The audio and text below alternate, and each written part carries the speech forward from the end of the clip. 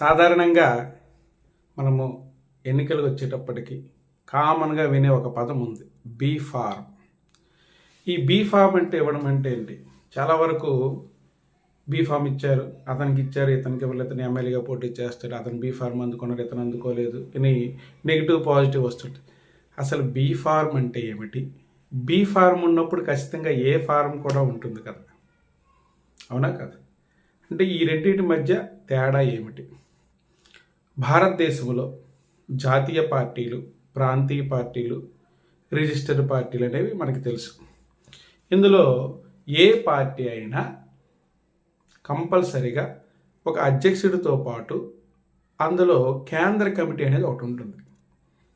ఇలా సాధారణ ఎన్నికల సమయంలో ఈ కేంద్ర కమిటీ అనేది సాధారణంగా ఆ పార్టీ అధ్యక్షునికి ఒక బాధ్యత అప్పగిస్తుంది. ఏమిటండి